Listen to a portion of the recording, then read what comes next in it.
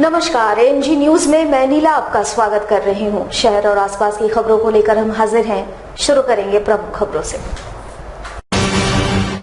जमशेदपुर के निर्मल guest house में कोल्हान के आयुक्त ब्रज मोहन कुमार ने की तीनों जिलों के उपायुक्तों के साथ बैठक। सरायकेला के जिला शिक्षा पदाधिकारी ने उठाया शिक्षकों की कमी का मुद्दा। पूरे झारखंड राज्य में 9 अगस्त से 15 अगस्त तक मनाया जाएगा खुले में शौच से आजादी सप्ताह। जमशेदपुर से उपायुक्त ने हरी झंडी दिखाकर किया जागरूकता रथ को रवाना। सरायकेला थाना पुलिस ने बिरसा चौक स्थित एक मकान में छापेमारी कर अवैध नकली शराब फैक्ट्री का किया भंडाफोड़। वैसे अवैध नकली शराब कारोबारी भागने में रहे सफल।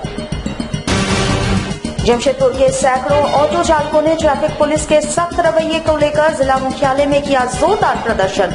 ट्रैफिक पुलिस के तानाशाह रवैये के खिलाफ उपायुक्त को सौंपा ज्ञापन।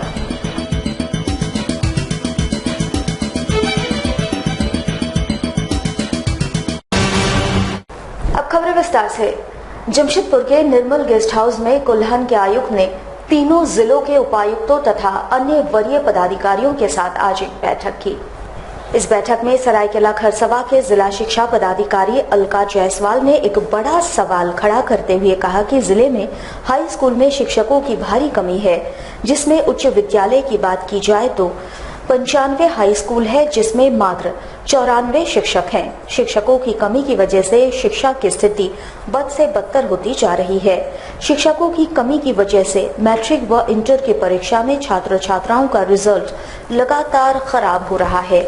आइए आपको सुनाते हैं कोल्हान आयुक्त के सामने सरायकेला खरसवा जिले के शिक्षा पदाधिकारी अलका जायसवाल ने क्या कहा।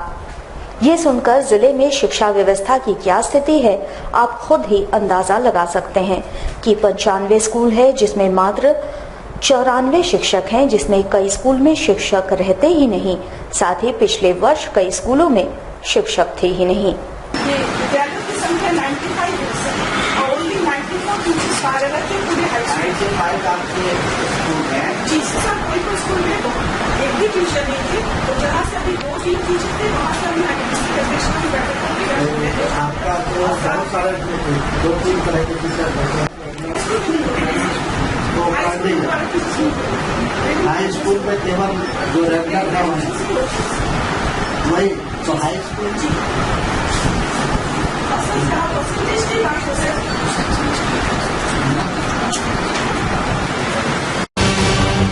पूरे झारखंड राज्य में 9 अगस्त से 15 अगस्त तक खुले में शौच से आजादी सप्ताह का आयोजन किया जा रहा है। इसके मद्देनजर जमशेदपुर के उपायुक्त अमित कुमार ने हरी झंडी दिखाकर जागरूकता रथ को रवाना किया। ये कार्यक्रम जिला स्तर पर चलाया जा रहा है। इस मौके पर जमशेदपुर जिला मुख्यालय से 5 जागरूकता रथ को 5 एलईडी लगी गाड़ियों को रवाना किया गया, जो कि गांव-गांव जाकर लोगों को स्वच्छ भारत मिशन के लिए जागरूक करेंगे। मीडिया से बातचीत में उपायुक्त ने कहा कि ये जागरूकता रथ उन जगहों पर जाएगा जो खुले में शौच मुक्त पंचायत हो गए हैं। वहां पर शौचालय के उपयोग को बढ़ावा देने के लिए लोगों को जागरूक किया जाएगा। साथ ही उन क्षेत्रों में जागरूकता रथ के साथ साथ एलईडी टीवी में स्वच्छता के विषय में लोगों को शॉर्ट फिल्में दिखाई जाएगी, जिससे वे जागरूक हो सकेंगे। 9 अगस्त से लेकर के 15 अगस्त तक खुले में शौच से आज़ादी सप्ताह का जो है वो आयोजन जिला स्तर से किया जा रहा है और उसी के क्रम में तमाम गतिविधियां जो आंगनवाड़ी केंद्रों में, विभिन्न विद्यालयों में और साथ ही साथ जो है वो तमाम जन भागीदारी सुनिश्चित करने के लिए कार्यक्रम आयोजित किए जाएंगे पूरे सप्ताह में। उसी के परिप्रेक्ष्य में जागरूकता रथ को रवाना किया गया है और ये जागरूकता रथ विभिन्न जिले के विभिन्न क्षेत्रों में जाकर के खास करके जो खुले में शौच से मुक्त पंचायत हो गए हैं वहाँ पर उपयोग को बढ़ावा देने के लिए तथा तमाम जन जागरूकता को बढ़ावा देने के लिए ऑडियो क्लिपिंग्स के साथ जो है वो इसको रवाना किया गया है। और मुझे उम्मीद है कि स्वतंत्रता दिवस के इस उपलक्ष्य पर पूर्व में एक सप्ताह का जो अभियान चलाया जा रहा है उसमें जिला प्रशासन पूरी तरह से सफल रहा है।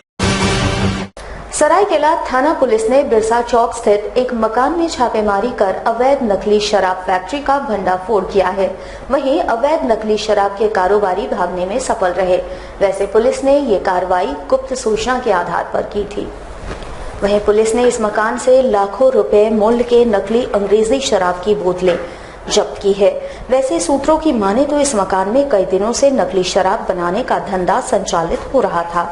वहीं घर के सेप्टिक टैंक, किचन और बाथरूम में शराब की बोतलें छुपा कर रखी गई थी, जिसे पुलिस ने जब्त कर लिया है। उधर संचालक की गिरफ्तारी के लिए छापेमारी शुरू कर दी गई है। पिकअप वैन चला गया, एक तो जिप्सी पर अभी लादा हुआ है। कौन सा शराब है? ब्लैक रॉक, वैसे तो लिखा हुआ है ब्लैक रॉक। सीढ़ी के नीचे, घर में सीढ़ी के नीचे सुरंग बना करके शराब रखा था। किचन में, और किचन में भी 3 गो छोटा छोटा सुरंग बनाया था, सब था। और छोटा छोटा कैप भी मिला है। ऐसा लगता है कि लोग डुप्लीकेट शराब तैयार करके बाजार में बेचता है। जमशेदपुर के सैकड़ों ऑटो चालकों ने ट्रैफिक पुलिस के सख्त रवैये को लेकर उपायुक्त कार्यालय के पास जोरदार प्रदर्शन किया। इस प्रदर्शन का नेतृत्व युवा जदयू के प्रदेश अध्यक्ष डॉक्टर पवन पांडे कर रहे थे। सभी ने ट्रैफिक पुलिस के विरोध में जमकर नारेबाजी की। साथ ही ट्रैफिक पुलिस के अड़ियल रवैये को लेकर उपायुक्त को एक मांग पत्र भी सौंपा। युवा प्रदेश अध्यक्ष डॉक्टर पवन पांडे ने कहा कि शहर की ट्रैफिक पुलिस ऑटो चालकों को परेशान करने का काम कर रही है। उन्होंने कहा कि पेपर चेकिंग के नाम पर ऑटो चालकों को परेशान किया जा रहा है, जबकि शहर में ऑटो चालकों द्वारा यात्रियों को हर सुविधा मुहैया कराई जाती है। फिर इन ऑटो चालकों पर ट्रैफिक पुलिस अपनी दादागिरी क्यों दिखा रही है? उन्होंने उपायुक्त के माध्यम से ट्रैफिक पुलिस को ऑटो चालकों को परेशान नहीं करने का आग्रह किया। क्या गुनाह कर दिया है कि दौड़ा दौड़ा के इन लोग को चेक इन किया जा रहा है। पेपर चेक इन के नाम पर इनको जगह जगह दौड़ाया जा रहा है, जिससे कि कहीं कहीं लंबी कतारें लग जा रही हैं, कहीं कहीं एक्सीडेंट होने का खतरा बढ़ गया है। क्योंकि इनको पता नहीं है कि आखिर हमको दौड़ाया किस लिए जा रहा है। स्पीड में जा रहे हैं, इनको आगे से कैंची मार के रोक दिया गया है। तो हम लोग इसका विरोध करने आए हैं कि ये भी शहर के देश के नागरिक हैं, इनके साथ भी एक नागरिक का व्यवहार होना चाहिए। और सबसे बड़ी बात तो ये है कि ये शहर में प्रशासन के पास यातायात की कोई सुविधा नहीं है। ये 24,000 टेम्पू चालक ही हैं जो कि हमारे बच्चों को स्कूल तक पहुंचाते हैं, बीमार मरीजों को अस्पताल पहुंचाते हैं, बस स्टैंड पहुंचाते हैं, रेलवे स्टेशन पहुंचाते हैं, और रात दिन सबकी सेवा में ये लोग लगे रहते हैं बहुत कम पैसों में। और इन्हीं नियमावली बताए ही चूहा बिल्ली की तरह इनको दौड़ा दौड़ा के पकड़ के फाइन किया जा रहा है। तो ये कहाँ जाएंगे? अगर आप चाहते हैं कि टेम्पू नहीं चले तो आप कह दीजिए, मैं सभी टेम्पो चालकों से कह दूंगा कि भाई अपना टेम्पो खड़ा करो और प्रशासन को लाके चाबी दे दो, अब भूखे मरो। कहेगी जो स्वरोजगार पैदा किए, जो अपने से रोजगार करके इस देश में अपने परिवार को पाल रहे हैं, उनके साथ हम लोग को थोड़ी सी सहानुभूति रखनी होगी और उनको देखना पड़ेगा। इन्हीं मांगों को लेकर आज उपायुक्त महोदय के पास आए और मुझे विश्वास है कि उपायुक्त महोदय इस विषय में त्वरित कार्रवाई करेंगे।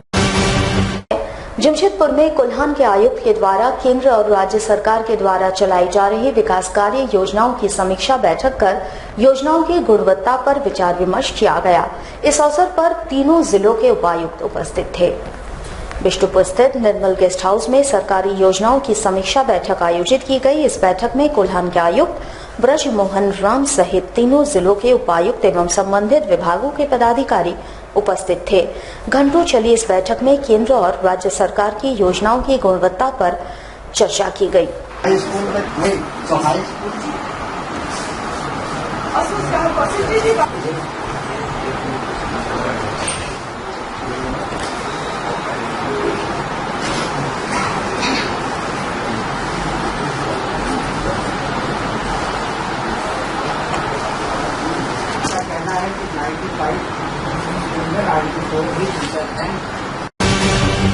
मुसलमान संस्था के द्वारा हज पर जाने वाले हाजियों के लिए सामूहिक दुआ का आयोजन कर उनकी रवानगी जमशेदपुर से कराई गई। महंगो के गांधी मैदान में इत्तेहाद उल मुसलमान संस्था के द्वारा कार्यक्रम का आयोजन कर हज पर जाने वाले यात्रियों के लिए सामूहिक दुआ का आयोजन किया गया। इस अवसर पर हाजियों के अलावे मुस्लिम समुदाय के लोग उपस्थित थे। पत्रकारों से बात करते हुए संस्था के सदस्य डॉक्टर नीरू जमा ने कहा कि संस्था पिछले कई वर्षों से हाजियों के लिए सामूहिक दुआ का आयोजन कर इनकी रवानगी जमशेदपुर से कराती है। इस अवसर पर समाज के कई लोग इनसे मिलकर अपने हक में दुआ की गुजारिश करते हैं। इस वर्ष भी संस्था के द्वारा हाजियों की खिदमत के लिए हम लोगों ने कार्यक्रम का आयोजन किया है। आज दूसरे दिन 100 से अधिक हाजियों की रवानगी जमशेदपुर से हो रही है। हर साल की तरह इन साल भी हुज्जाज कराम को गांधी मैदान से रुखसत किया जा रहा है। ये भी एक सुन्नत है। अल्लाह के रसूल सल्लल्लाहु अलैहि वसल्लम का फरमान है कि हाजियों को पहुंचाओ, रुखसत करो एजाज कराम के साथ, और हुज्जाज कराम जब हज करके आए तो उनका इस्तकबाल करो। तो ये सुन्नत रसूल है जिस पर हम लोग अमल करते हैं। यहाँ गांधी मैदान में पिछले चंद सालों से ये एहतमाम किया जाता है। सरायकेला खरसवां जिले की एक और कंपनी बंद हो सकती है। आपको बता दूं, साल 2008 में खरसवां थाना क्षेत्र में 0.4 MTPA क्षमता का DRI और 7 मेगावाट बिजली उत्पादन की क्षमता वाले 3 उद्योग लगाने के लिए अभिजीत ग्रुप ने झारखंड सरकार के साथ MOU किया था। 26 नवंबर 2008 को जन सुनवाई के बाद मार्च 2009 को कंपनी का शिलान्यास हुआ, जिसके बाद दिसंबर 2012 को कंपनी में ट्रायल प्रोडक्शन शुरू हुआ। जनवरी 13 में कोलगेट प्रकरण के बाद कंपनी बंद हो गई, लेकिन कंपनी प्रबंधन ने पुनः साल 2016 के अगस्त माह में इस प्लांट को पुनर्जीवित करने का फैसला किया और इससे पूर्व 6 मई 2015 को कंपनी प्रबंधन ने स्थानीय विधायक, पूर्व विधायक, ग्राम प्रधान, थाना प्रभारी और लगभग 170 ग्रामीणों के साथ कंपनी को फिर से चालू किए जाने का प्रस्ताव रखा, जिसमें 3.5 महीने के बकाया वेतन दिए जाने पर भी सहमति भरी और कंपनी को फिर से पुनर्जीवित करने का काम शुरू हुआ।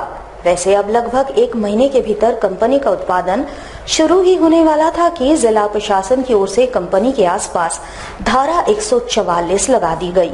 वहीं कंपनी प्रबंधन ने इस संबंध में बताया कि उन्हें इसकी जानकारी नहीं है।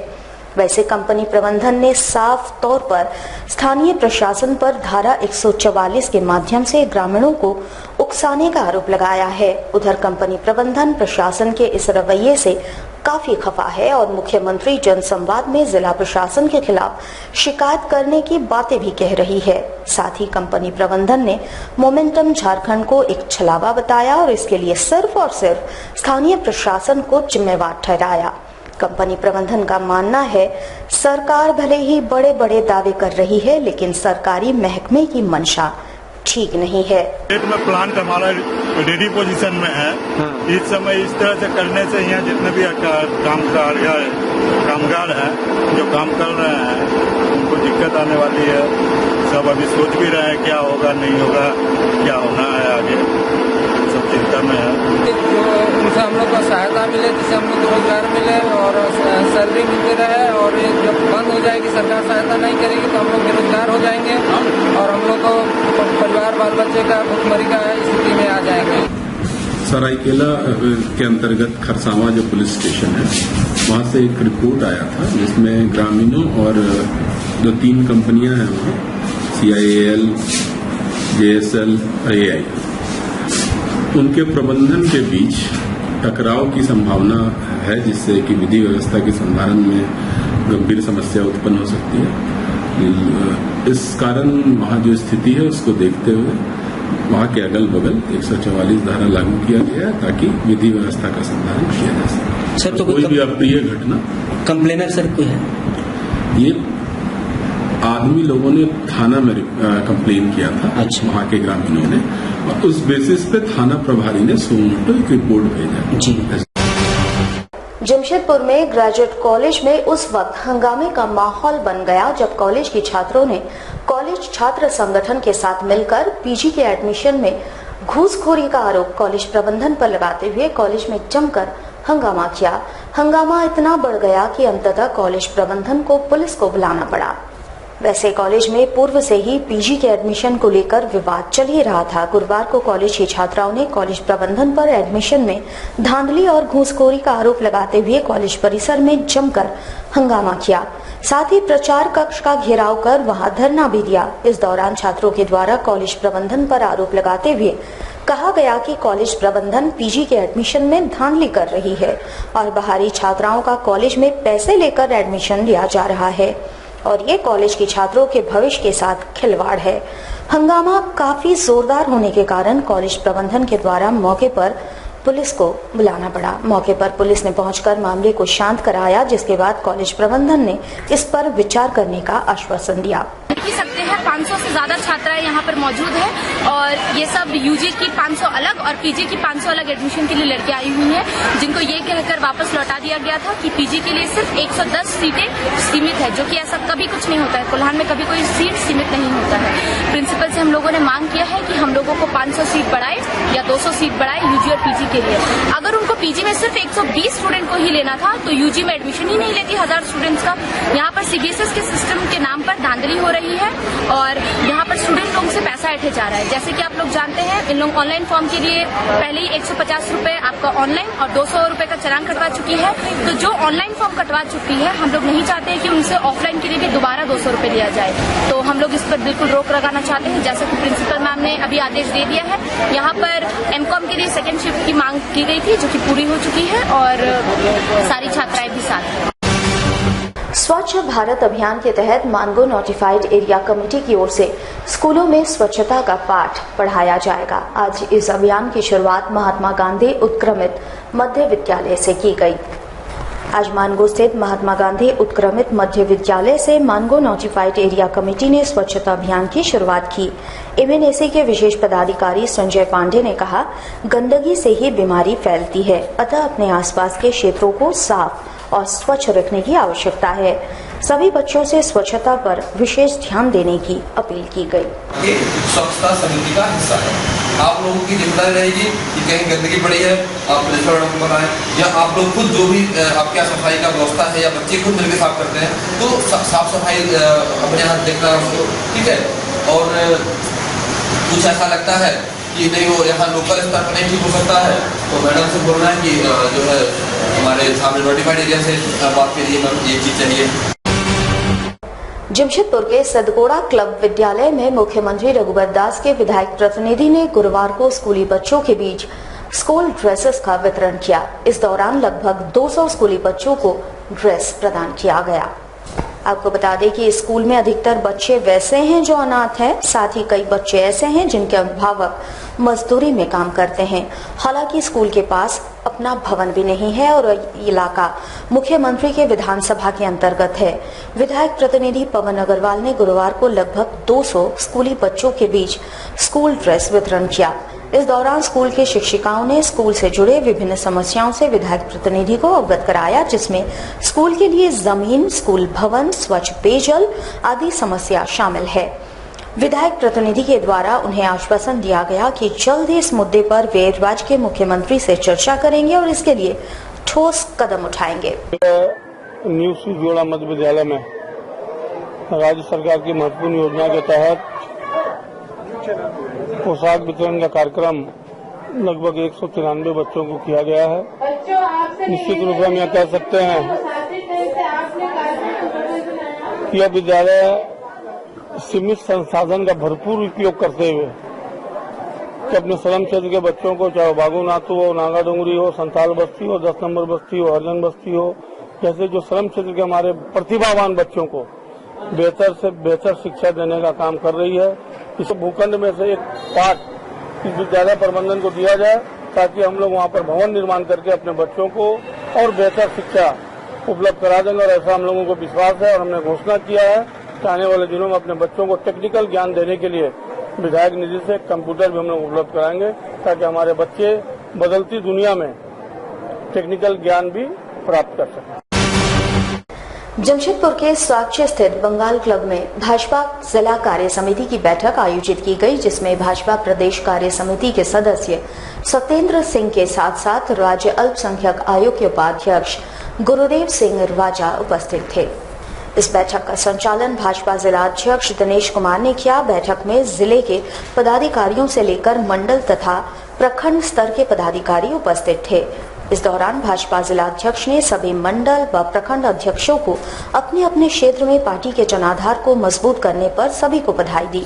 मुख्य रूप से पार्टी को जिला स्तर पर मजबूती प्रदान करने तथा जनता की समस्याओं को सरकार तक पहुंचाने और उनका निराकरण करने के मुद्दों पर यहां चर्चा की गई।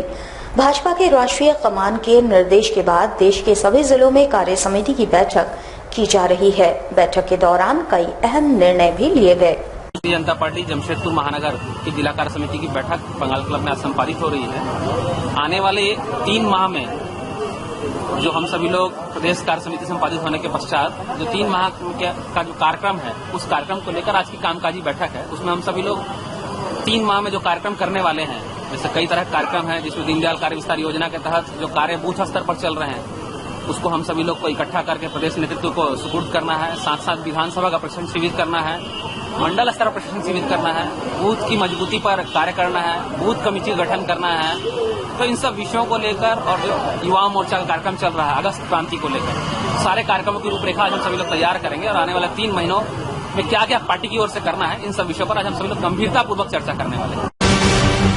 आदित्यपुर नगर निगम में समस्याएं थमने का नाम नहीं ले रही है।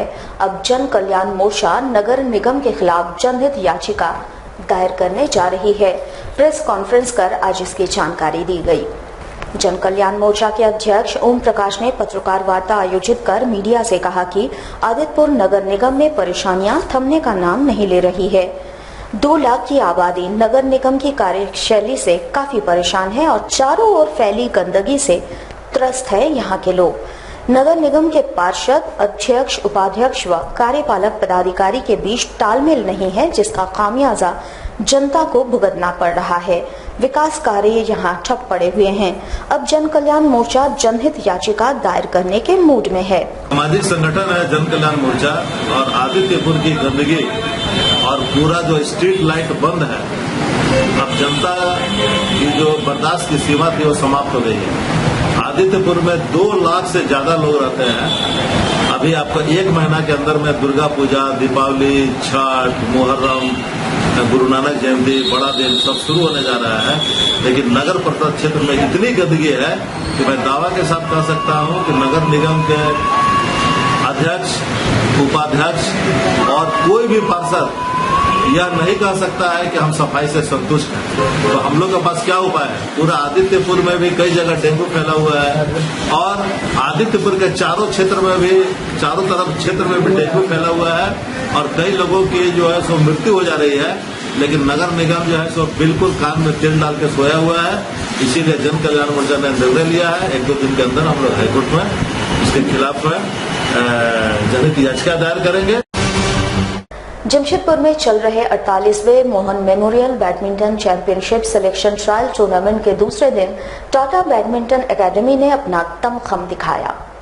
बिष्टुपुर स्थित मोहन आहूजा स्टेडियम में 13 अगस्त तक चलने वाले इस टूर्नामेंट में राज्य के 18 जिलों से खिलाड़ी अपना किस्मत आजमाने जमशेदपुर पहुंचे हैं। 4 दिनों तक चलने वाले इस टूर्नामेंट के माध्यम से ईस्टर्न जोन चैंपियनशिप के लिए टीम का चयन किया जाएगा।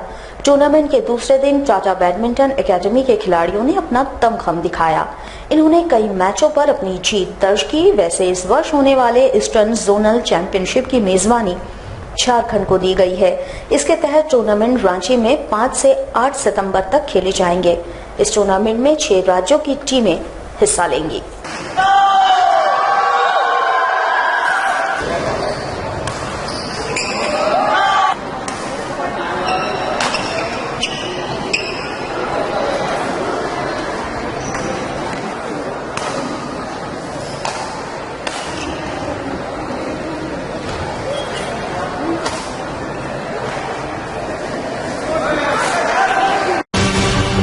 हमारे साथ लगातार जुड़े रहने के लिए आप हमें YouTube पर जरूर सब्सक्राइब करें।